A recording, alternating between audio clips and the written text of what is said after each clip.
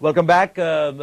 I hope کہ جو آپ کا لاسٹ کوشچن تھا اس کو ہم نے اچھے طریقے سے جواب دیا، اور میں تو اس جواب سے بڑا سیٹسفائیڈ ہوں. ان کمنگ شوز اس سے بھی زیادہ ہم اور ایسی ابسرڈ باتیں کی جائیں گی اس شو کے اوپر کہ آپ لوگ کہیں گے کہ یہ لوگ کیا باتیں کر رہے ہیں، یہ کون لوگ ہیں، شاید ان کو اپنا پتہ نہیں ہے کچھ نہیں، لیکن میں آپ کو اتنا بتا سکوں یہ سب باتیں سچ ہیں.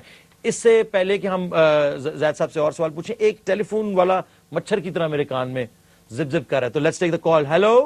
ہیلو، السلام علیکم. السلام علیکم جی. وعلیکم السلام. کیسے ہیں آپ؟ کون سا بات کر رہے ہیں؟ میں واصف رحمان خٹک بول رہا ہوں. واصف رحمان خٹک صاحب جی فرمائیے. زید احمد صاحب سن رہے ہیں آپ کی بات.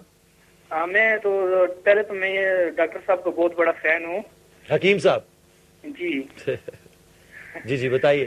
ڈاکٹر صاحب کا بہت بڑا فین ہوں. ڈاکٹر صاحب سے یہ پوچھنا چاہتا تھا کہ جو مسلمان کی جو نیو جنریشن ہے اس کے بارے میں آپ کیا ایڈوائز کرتے ہیں؟ قرآن کو چھوڑ دیں یا پھر قرآن کے جو ہم نے چھوڑ دیا، مطلب ہم نے قرآن کو چھوڑ دیا، مغرب نے اس کو اپنا لیا اور وہ ترقی کر رہے ہیں قرآن کو اپنا کر. پاکستانی جو نیو جنریشن ہے اس نے قرآن کو چھوڑ دیا ہے. بہت شکریہ آپ کا خٹک صاحب. یہ بڑا جلتا ہوا ایک سوال ہے ایک طرح سے. ہم نے جو اقبال کا یہ پروگرام شروع کیا ہے اس کا مقصد یہی ہے کہ اقبال کی ڈاکٹرن میں آپ کو یہی پیغام دیں کہ آپ کو الٹیمیٹلی قرآن میں ڈوبنا ہے جا کے. دیکھیے مولانا جلال الدین رومی کا جو کلام مثنوی ہے مولانا روم، اس کے بارے میں کہا جاتا ہے ہست قرآن در زبان پہلوی.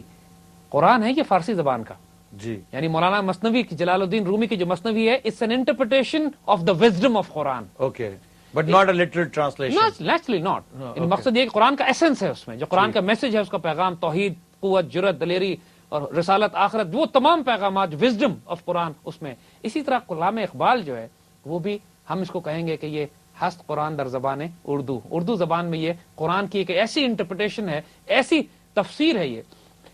اور الٹیمیٹلی اس کا مقصد ہی یہی ہے کہ آپ اوریجنلی قرآن کو جا کر براہ راست پڑھیں عربی میں، جس کو تیرے وجود پہ نہ ہو جب تک نزول کتاب، اقبال نے جیسے کہا ہے، نہ گرہ کشا ہے راضی نہ صاحب کشاف. اقبال کے والد نے اقبال سے کہا تھا کہ تم قرآن اس طرح پڑھا کرو جیسے قرآن تم پہ نازل ہو رہا ہے، جس پر اقبال نے یہ شعر خوبصورت کہا تھا کہ جب تک تیرے وجود پہ نہ ہو نزول کتاب، جب تک تو نازل نہ ہو رہا ہو قرآن تمہارے اوپر، جو مرضی تم کر لو، جو مرضی تفسیر تم پڑھ لو، جو مرضی روایتیں تم پڑھ لو، ہسٹری تم پڑھ لو، قرآن تمہیں نہیں سمجھ میں آئے گا.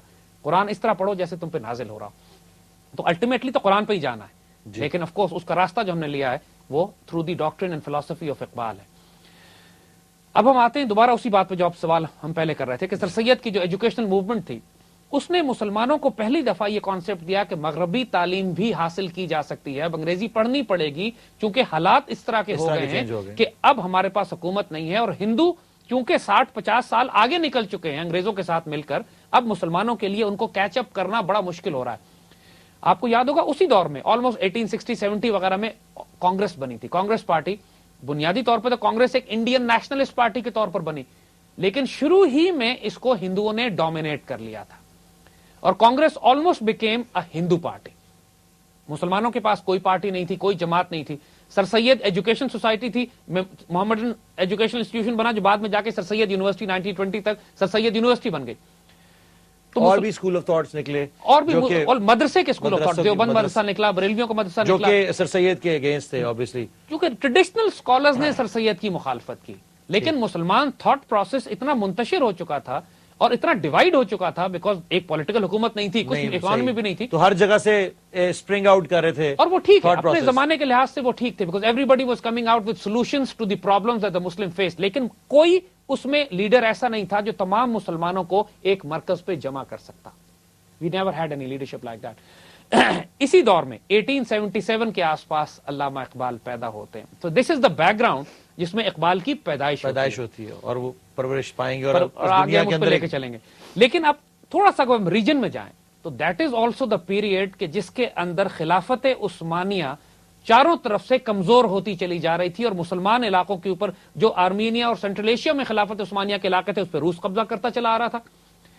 جو چیچنیا اور داغستان کے علاقے تھے وہاں پر امام شامل کی ریزسٹنس تقریباً دم توڑ رہی تھی اور امام شامل کے ان علاقوں پر شکست ہونے کے بعد روس جو تھا وہ سینٹرل ایشیا سے نیچا ہوتا ہوا داغستان اور چیچنیا کے علاقوں سے نیچا ہوتا ہوا ٹرکی کے بارڈر تک آ گیا تھا. خلافت عثمانیہ کے بارڈر تک پہنچ گئے تھے اور ٹرکی اتنا کمزور ہو گیا تھا کہ اس وقت یورپ میں اس کو سک مین آف یورپ کہا جاتا تھا.